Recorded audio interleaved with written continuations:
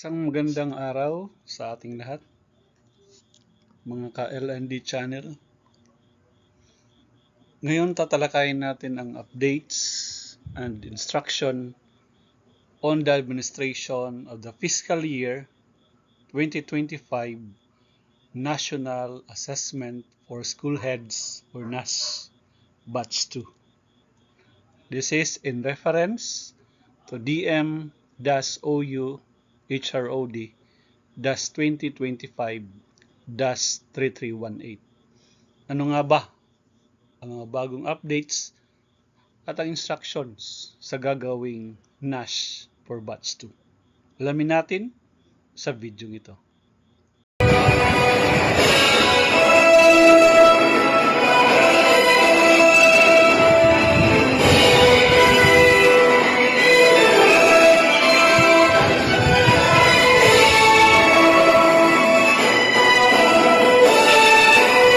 Welcome to the Learning and Development Channel, where you can learn, lead, and make a difference.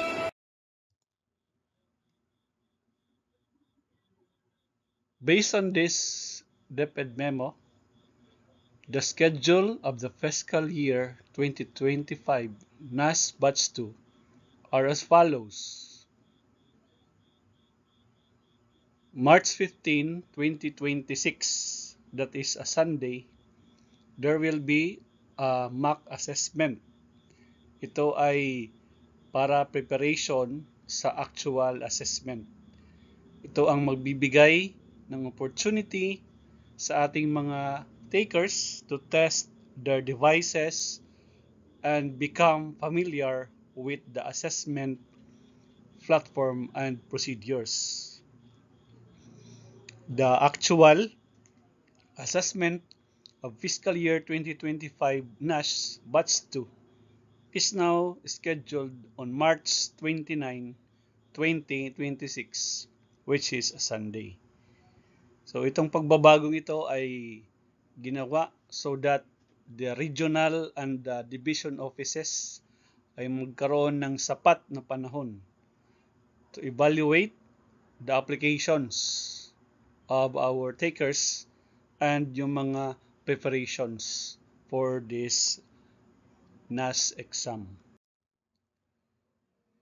So these are the preparatory activities, the scheduled of activities prior to the actual NAS examination. So simula bukas, December 8, 2025 hanggang January 5, 2026 ay registration and application through the online application system. So makikita nyo rin dito sa video sa taas yung guide sa online application system. Then starting January 6 to 2026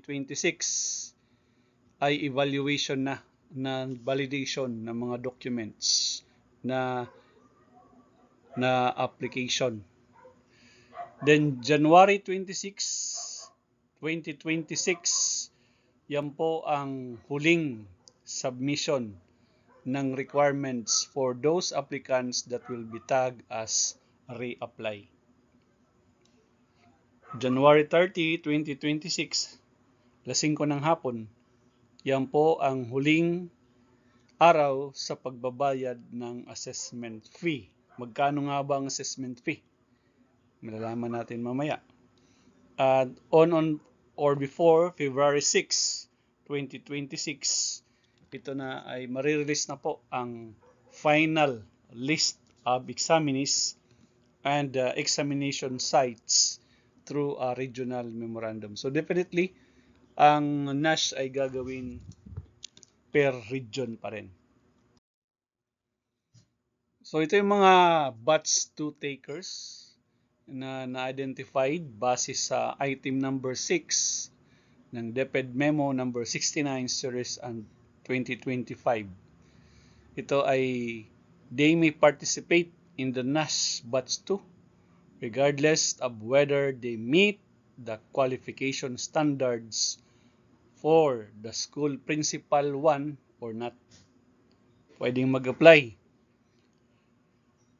head teachers, assistant school principal, head teachers and assistant school principal, fiscal year 2025, NASH Batch 1 takers with developmental areas competency level. So yung hindi nakapasa nung batch 1 ay pwedeng mag-take sa batch 2. Kasama rin sa pwedeng mag-apply ay yung fiscal year 2021 ENQUESH takers na nandoon sa category C at yung fiscal year 2023 ENQUESH takers under category B and C.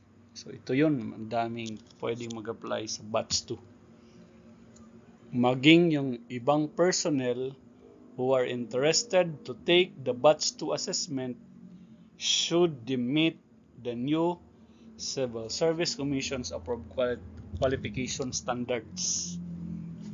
So maliban sa mga nabanggit, yung mga personnel na qualified naman base sa QS, bagong QS ng Civil Service. Maging yung mga personnel galing ng Central and Regional Office who are interested to take must meet the qualification standards and are advised to coordinate directly with the school division offices where they were previously assigned or have rendered service. So yung mga tao na nasa regional or nasa central office na pwedeng at interesado mag-take ay doon sila makikipag-coordinate sa dati nilang division office. So ito yung bagong qualification standards. So ito yun, master's degrees under education, master's degree in education or educational management or educational leadership or master's degree in relevant learning area with at least 9 units in management. So yan yung sa education requirement.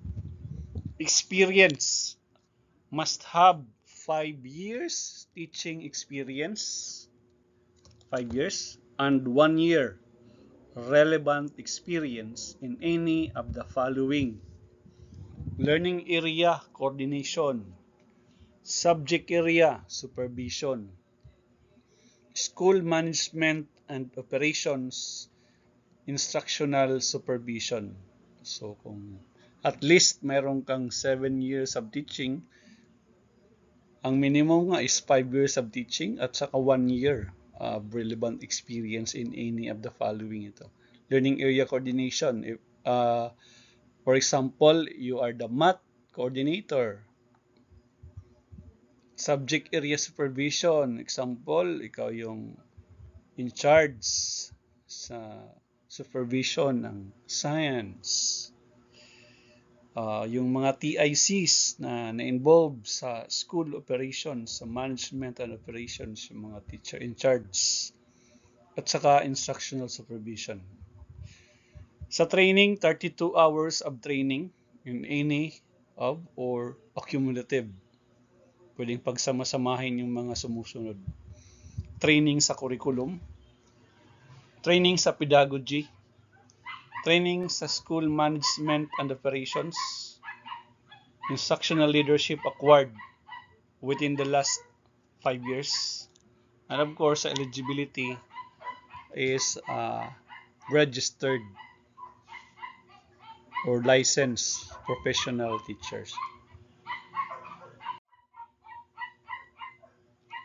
Andito rin yung mga guidelines and other resources sa link na to. So makikita nyo rin sa video sa taas yung mga paano i-navigate yung mga LMS at paano mag-open ng account sa NASH, paano mag-install ng SEB. Makikita nyo po dito sa link natin sa taas. So In light of this examination, ito yung fee natin, 720 pesos. Shall be collected to cover the eligible expenses related to operations, logistical and administrative arrangement, orientations, capacity building activities, and other requirements for the administration of the fiscal year 2025 NASH Batch 2. So unang-una is yung mga preparatory and documentary requirements. So yung mga takers ng Batch 2 ay guided dapat itong sa mga preparatory and documentary requirements. Unang-una, the DepEd email account should be active. Yan po yung gagamitin in accessing the application and assessment portals. Kagaya na nakikita natin sa taas, ito yung link doon sa LMS navigation. For any access issues, please coordinate with your respective school division information technology officer for the technical assistance. So yan, para maganda ang pagpasok nyo sa LMS at hindi kayo mawawala sa online examination, kailangan ng magandang laptop. So meron tayong Aspire or Acer na laptop. So ito ay processor niya is i7, Intel UHD graphics, 16 inches display, ang storage niya is 1 terabyte. Battery niya is capable for 9 hours. Ang timbang niya hindi mag 2 kilos. At saka mayroong itong dalawang USB, micro SD, audio casing stone lock sa right side. Left mayroong USB and HDMI at saka another USB 3.2 generation 1. So napakaganda nitong laptop na to. We recommend na ito gamitin. Then meron variant A, variant C, variant D. Meron itong OS Windows 11. Pwedeng baguhin. Keyboard, memory, camera, audio, Wi-Fi, Bluetooth, power adapter. So nandoon sa box yung charger at saka quick start guide. So maganda yung Acer na laptop. So number 2 is of course familiarity with the Philippine professional standards for the school heads.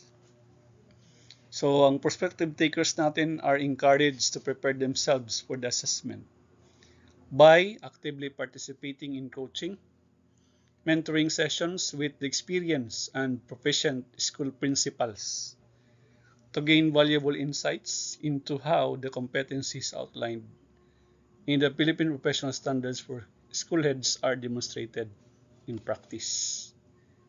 So magpapa-coach kayo, magpapa-mentor. Kami rin dito, we are offering yung mga school heads para sa mga magtitake yung mga NASH review. Just message us in our WhatsApp. Another documentary requirement preparations is to ensure that you have a saved in PDF format a clear copy of the following documentary requirements. Number 1 is the approved RPMS IPCRF with the rating of at least BS in the last 2 consecutive rating periods, duly certified by the authorized personnel in the division as follows. School year 2023-2024 and school year 2024 to 2025 for school-based performance rating para sa nandun sa mga schools. Yung mga nasa office naman, fiscal year 2023 and fiscal year 2024 na non-school based performance rating yung requirement. Of course, another is yung service record that is duly certified by the Administrative Officer 5 of this DO. Third requirement is the certificate of employment for applicants with prior teaching experience in a private school. The certificate should clearly state the position held and subject to inclusive dates of service, employment status, full-time or part-time, and must bear the signature of the school head along with the official seal. So for those with private school experience. Number 4, certification signed by the school division superintendent or the school head indicating experience in the following areas. As in conformity with the new qualification standards, kailangan nyo mag-attach ng mga certifications that you are the learning area coordinator, you're in charge of subject area supervision, school management and operations, or instructional supervision. Number 5, the transcript of records or diploma, verifying completion of a relevant master's degree or a certification from the school confirming completion of the MIDE program for graduates of the Master of Arts in Education or MIDE program whose special order from CHED is still pending. There is no special order number indicated in the TOR. So you need a certification from the school. Must be secured for purposes of the NASH application.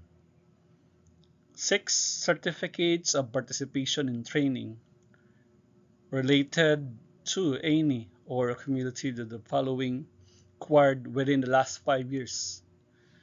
So, yung mga trainings sa curriculum, certificates of participation dito sa curriculum, pedagogy, school management and operations, and instructional leadership.